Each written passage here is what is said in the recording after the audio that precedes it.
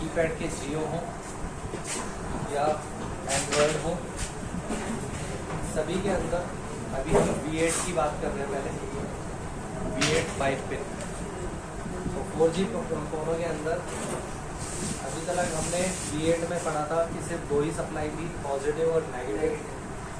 उसके लिए हमने पॉजिटिव का ट्रैक तीनों ICO के देखे लिए, नेगेटिव चेक कर लेते हैं।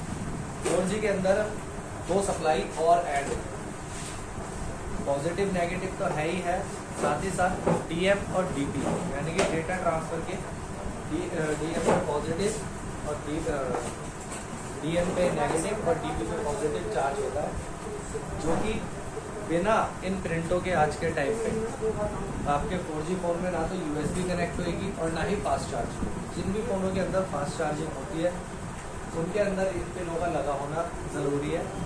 अगर आप इन पिनों पे अटैचमेंट नहीं देते हैं तो हो सकता है फ़ोन स्लो ही चार्ज हो बिल्कुल, या चार्ज ही ना हो, सिर्फ सिंबल दिखाएगा, चार्जिंग स्टोर नहीं होगी, या बैटरी कनेक्टर पे तो वोल्टेज आएंगे पूरे, लेकिन डिस्प्ले पर शो भी नहीं होगा कि चार्जिंग कनेक्ट भी हो रही है। इसीलिए इन पिनों पे हमारे को शोल्डिंग की ज़रूरत पड़ेगी, इन पिनों को कनेक्टिविटी की ज़रूरत पड़ेगी। अगर आप इन पिनों पे कनेक्टिविटी नहीं करते हैं तो प्रॉब्लम बता ही थी मैंने आपको कि ये बनी रहेगी कि आपके फ़ोन में चार्जिंग स्टोर नहीं होगी या शो ही नहीं होगी। अब कभी कभार होता है कि बोर्ड पर तो टिप्स मिल जाती है, जैसे कि यहाँ पर आप देख ही रहे हैं, एक पॉजिटिव पिन पर B का निशान बना हुआ है, सॉरी रिचार्ज पॉजिटिव ये रही, DM DP बूट और ग्राउंड। लेकिन बूट किस लिए? बूट पिन बहुत कम फ़ोनों में देखने को मिलेगी, ये ज़्यादातर NC रहती है यानी कि नॉट कनेक्टेड रहती है। अगर किसी फ़ोन में मिली भी तो उसके अंदर इसे बूट बोला जाता है।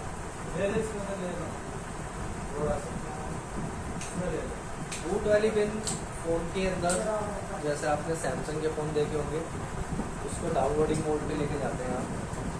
अगर डाउनलोडिंग मोड नहीं हो पाता कि कोई सी की ख़राब है, फ़ोन खोलना नहीं चाहते या फ़ोन खोलना नहीं है, डिसेंबल नहीं करना, तो हम क्या करते हैं, जिप केबल लेते हैं और उस जिप केबल को चार्जिंग जैक में लगा देते हैं, बस फ़ोन ऑटोमेटिकली रिकवरी मोड पे पहुंच जाता है, यानी कि बूट ले लेता है, जिससे आप सॉफ्टवेयर कर सकते हैं। इसीलिए इस पिन का इस्तेमाल होता है। अब हम बात कर लेते हैं पॉजिटिव नेगेटिव के अलावा जो 2 पिन है उनको कैसे ट्रेस किया जाता है, कैसे फाइंड करेंगे और कैसे पता लगाएंगे कि कौन सी पिन DM की है, कौन सी DP की है। देखिए, जिस हिसाब से मैंने यहाँ पर आपको बताया, पॉजिटिव कॉर्नर पर रहेगा हमेशा, पॉजिटिव के जस्ट बराबर जो दूसरे नंबर की पिन आती है उसे हम बोलते हैं DM, और जो तीसरे नंबर की पिन बनेगी वो बनती है DP, चौथी NC या बूट और 5वीं ग्राउंड। अब अगर किसी फ़ोन के अंदर टिप्स दी हुई है यहाँ से, तो आप इजीली फिर जंपर लगा देंगे अगर प्रिंट उखड़ गए हैं, है ना, प्रिंट उखड़ गया तो भाई फिर नंबर 3 का प्रिंट उखड़ गया, चलो जैक निकालते टाइम या ऑलरेडी पहले से ही उखड़ा हुआ है, तो भाई DP से आप जंपर लेकर के लगा देंगे, है ना, आसान है ये तो, है कि नहीं। लेकिन अगर टिप्स पे नाम ही ना हो तो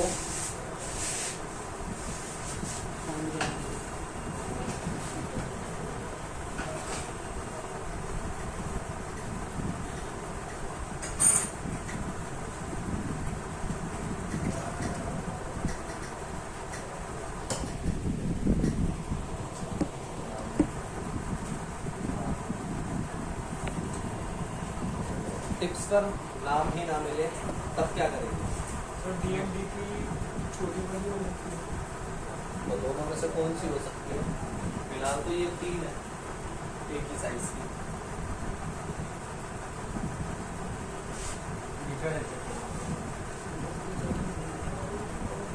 तो इनको हम वैल्यू से चेक करते हैं। वैल्यू का डिफरेंशिएट क्या रहेगा? 2 टाइप्स हो,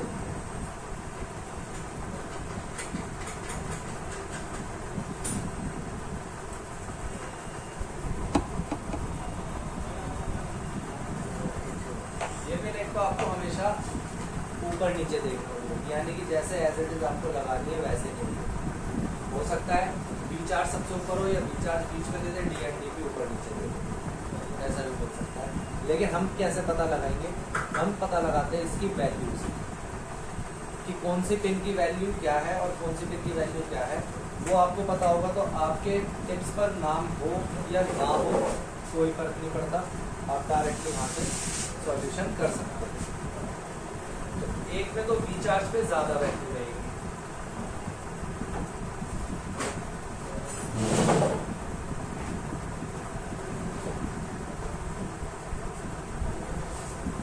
या तो बी चार्ज पे दोनों पिनों से ज़्यादा वैल्यू पाई जाएगी, और इन दोनों पिनों में भी थोड़ा सा डिफरेंस रहेगा वैल्यू के अंदर।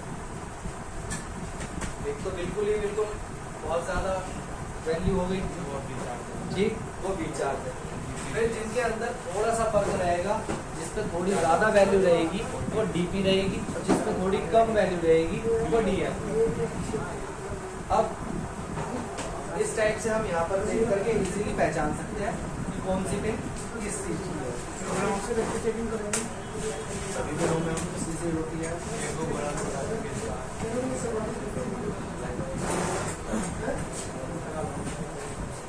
राउंड पास वाली जाली पे रख दिया मैंने।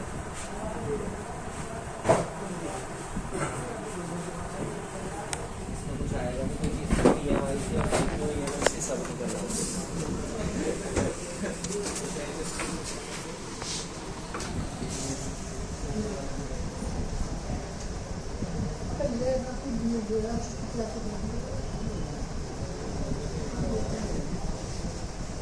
वायरिंग काम कर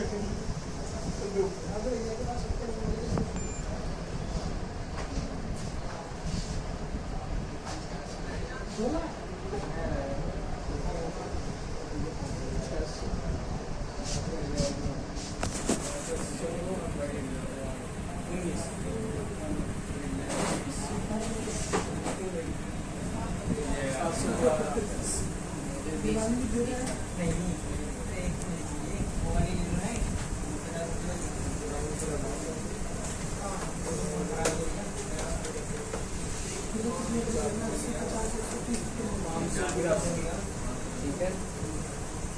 मैंने अभी एक चीज बोली थी, इसकी दो तरीके से, एक तो ये वाली हो गई जिसमें रिचार्ज पे ज्यादा वैल्यू मिलेगी, और एक कम मिलेगा। रिचार्ज डीएम और डी 700 डाल दीजिए, 700 और 720।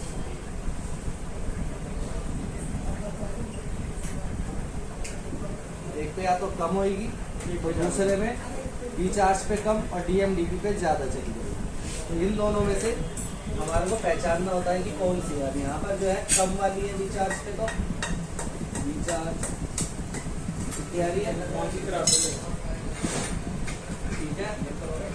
इसके बाद डीएम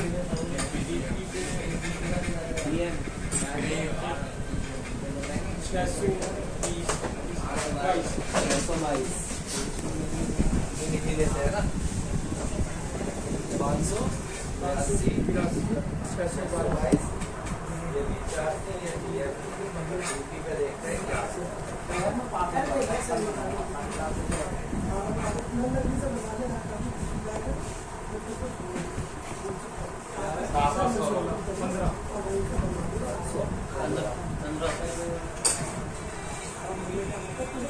ये वाली इक्वेशन बैठी जो हमने अभी सेकंड टाइम पे बनाई है।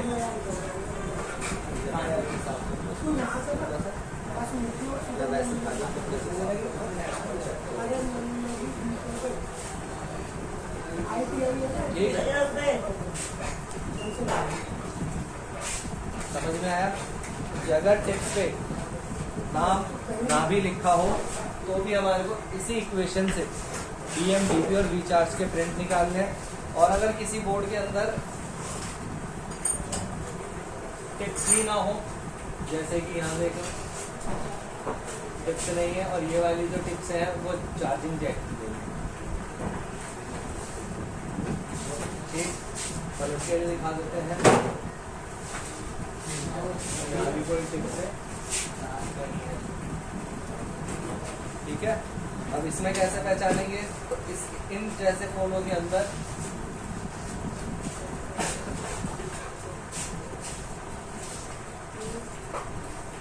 जो पास में कंपोनेंट्स लगे हैं आपको दिख रहे हैं, डायोड लगे हुए दिख रहे हैं सबको, 5 डायोड लगे हुए हैं। ये वाले 5 डायोड लेकिन चार्जिंग जैक के नहीं है। ये 5 डायोड हमारा जो टच कनेक्टर लगा हुआ पास में इसके लिए यहाँ पर इसके बैक साइड में यहाँ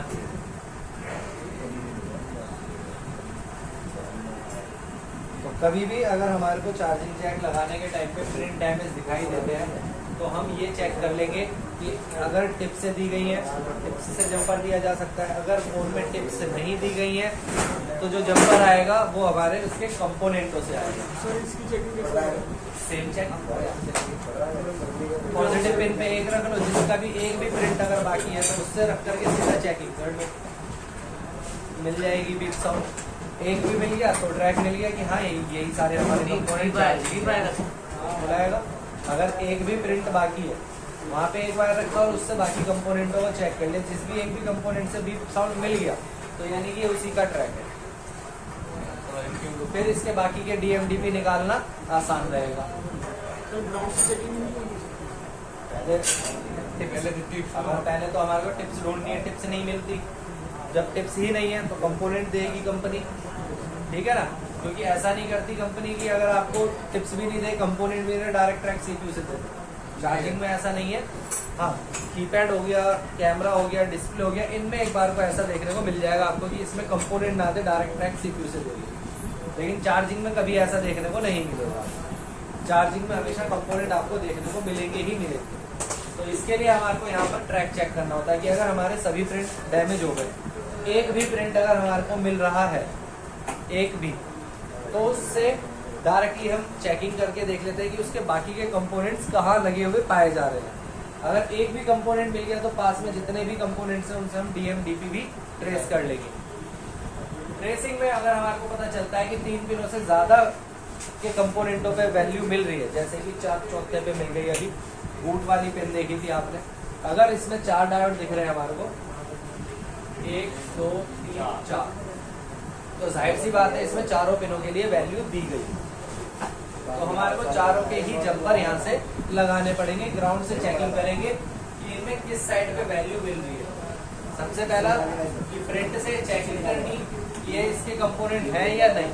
अगर एक भी प्रिंट से कंफर्मेशन मिल जाती है कि हाँ ये कंपोनेंट इससे बीट कर रहे हैं, तो हम इन सभी कंपोनेंट से टेस्टिंग करेंगे। सभी कंपोनेंट्स को ग्राउंड से वैल्यू चेक करनी है, वैल्यू का डिफरेंशिएट निकालना है और उससे जंपर।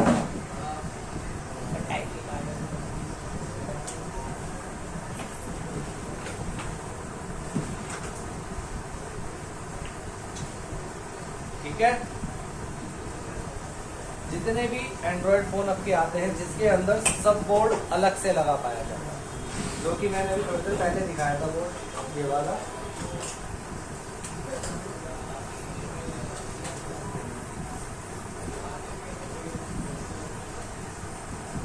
ये वाला इन बोर्डों में जो सब बोर्ड लगा होता है उसके ऊपर आपको कुछ एक कंपोनेंट देखने को मिल जाते हैं। लेकिन अगर उस पे कंपोनेंट नहीं मिलते तो इसके सभी टिप्स या सभी कंपोनेंट मेन मदरबोर्ड में पाए जाते हैं। चार्जिंग बोर्ड अलग से लगा होने की वजह से उस पर सारी चीज़ें नहीं लगाई जा सकती, इसीलिए सारा कुछ कनेक्शन फ्लैक्स केबल के थ्रू इस मेन कनेक्टर को दिया जाता है। मेन कनेक्टर में अगर आप देखेंगे साइड की ये जो कॉर्नर पिनें होती हैं, ये पिनें सिर्फ सपोर्ट के लिए नहीं लगाई गई है। यहाँ ये पिन इसकी वी चार्ज पिन होती है, पॉजिटिव पिन होती है। सर लेकिन वी चार्ज तो हमें अंदर देखने को मिल जाता है।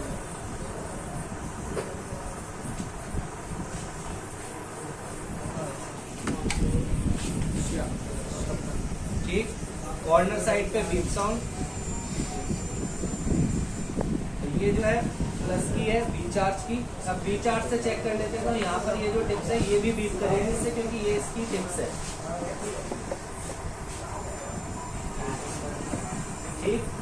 मैं यहाँ पे आपको वैल्यू दिखा देता हूँ। यहाँ पे आ रही है 555।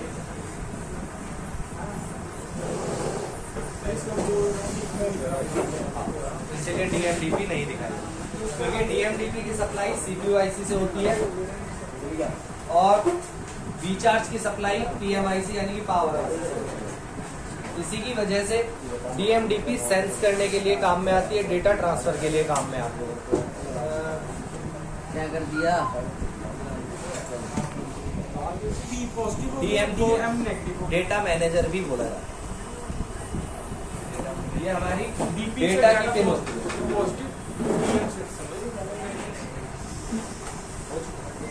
हो गया। इसके अंदर भी 2 सप्लाई ऐड हुई थी। अब हम 7 पिन के चार्जिंग जैक के बारे में पढ़ेंगे। 7 पिन के अंदर एक सप्लाई और ऐड हो जाए। 7 पिन के जैक जो आते हैं ये ज्यादातर सैमसंग में आते हैं। इसके अंदर लास्ट की 2 पिन आपको ग्राउंड देखने को मिलेगी, ठीक। बाकी की एज इट इज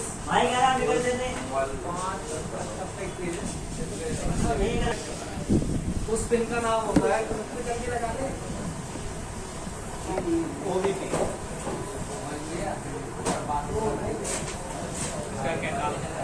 चलो OVP IC भी होती है।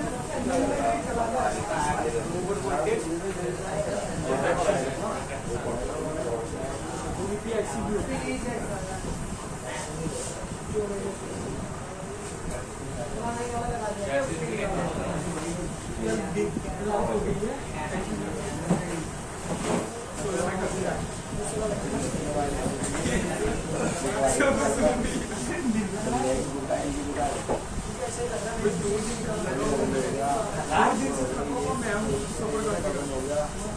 क्या कर रहा है? 5 दिनों में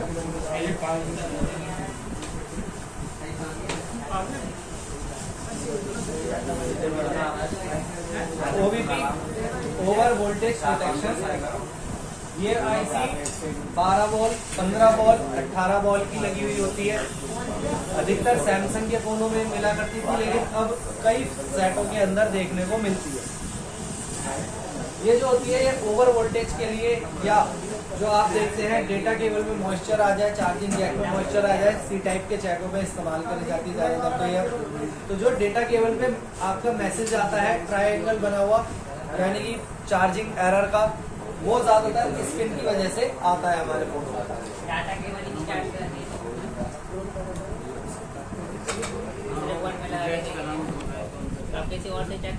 ओवर वोल्टेज प्रोटेक्शन नाम से पता चलता है कि इसमें जो आजकल के फोन आते हैं उसमें ओवर वोल्टेज आने से प्रॉब्लम होती है, तो उसकी प्रोटेक्शन के लिए इस IC का इस्तेमाल किया जाता है। कई फोनों के अंदर अपना ही चार्जर जो कंपनी ने बना के दिया है, जितने वॉट का उतने वॉट का ही उसमें सपोर्टेड रहता है। सैमसंग के अंदर खास तौर पे अभी तक 4 एम्पियर की कोई चार्जिंग नहीं आई है, उससे कम की रही थी। सैमसंग ने काफी लेट फास्ट चार्जिंग देना शुरू करा था। सभी कस्टमर क्या करते हैं कि घर में जो भी फोन का चार्जर है उसी से यूज करने लग जाते हैं। उस टाइम तो यूजेबल होता है, लेकिन आगे चल करके वो प्रॉब्लम क्रिएट करता है, जिसकी वजह से फोन चार्जिंग लेना बंद कर देते हैं। तो सैमसंग के फोनों को तो अगर आप लोग चेक करने के लिए भी अगर आप पे आया है, तो चेक करने के टाइम के लिए भी आपको एक छोटा यानी कि 2 एम्पियर का चार्जर रखना पड़ेगा। चाहे केबल उसमें आप 1 एम्पियर की लगाओ, चाहे 2 एम्पियर की लगाओ, वो चल जाएगा। लेकिन अडेप्टर जो है वो 4 एम्पियर से मत चार्ज करके देखिएगा, 2 एम्पियर के चार्जर से चार्ज करके देखना होता है। सैमसंग के अंदर फास्ट चार्जिंग सपोर्टेड इतनी नहीं होती जितनी आपके Realme, MI या पोको इन सब फोनों में आती है। इसीलिए इसके अंदर अगर आप हैवी चार्जर लगाते हो तो वो चार्जिंग दिखाएगा ही नहीं, या चार्जिंग सपोर्ट ही नहीं करेगा, चाहे सैमसंग के V8 में हो, चाहे G टाइप के अंदर। तो इसीलिए सैमसंग के लिए हमेशा ध्यान रखना है आपको, छोटे अडेप्टर यानी कि 2 एम्पियर वाले अडेप्टर से चेकिंग करनी है, उसी से आपको इससे रिजल्ट देखने को मिलेगा। इस प्रिंट पे ज्यादातर आपको एक NPC देखने को मिलता है, जो कि हमेशा OVP IC के पास ही लगा पाया जाएगा।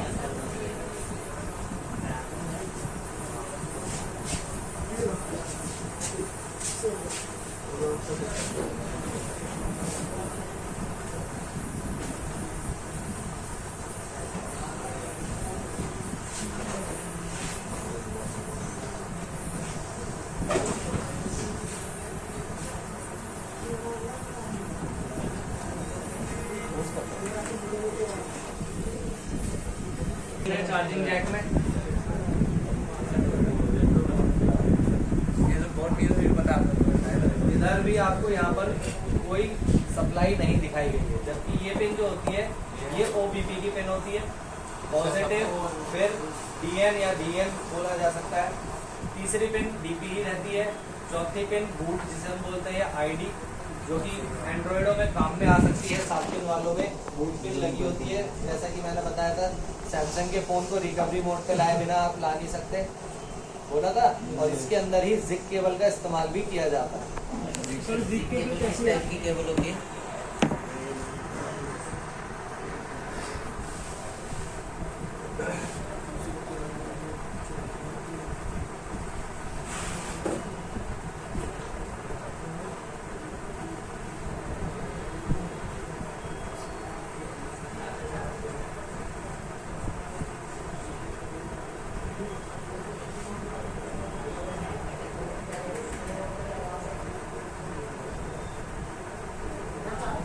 बना भी सकते हो आप इसे ऐसे।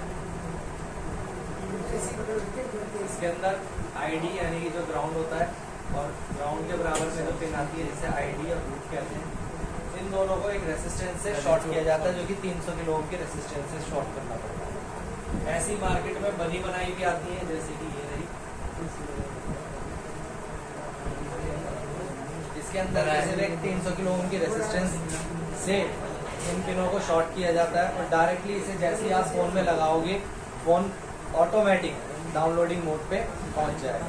तो उसके बाद आप सॉफ्टवेयर कर सकते हैं।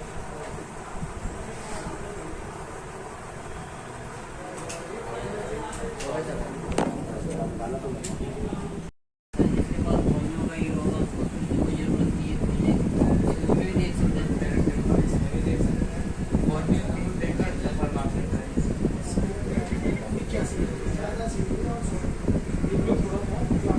जाओगे वाले class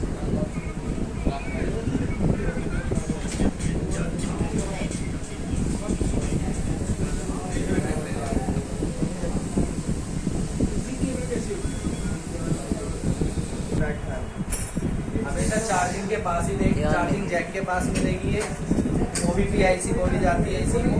crystal glass black body की रेक्टेंगल शेप में लगी हुई IC होती है, 12, 15, 18 वोल्ट की।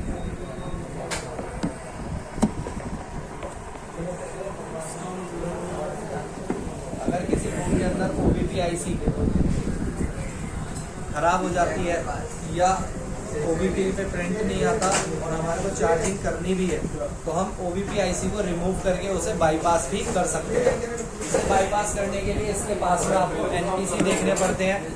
एक NPC इसका इनपुट में लगा रहता है और एक NPC इसका आउटपुट में लगा रहता है, जो कि ज़्यादातर आमने सामने भी देखने को मिलेंगे। आप इन्हें डायरेक्टली जंपर लगा करके भी बाईपास कर सकते हैं। इसे बाईपास करने के लिए ज़्यादातर आपको ऑडियो की ज़रूरत पड़ेगी।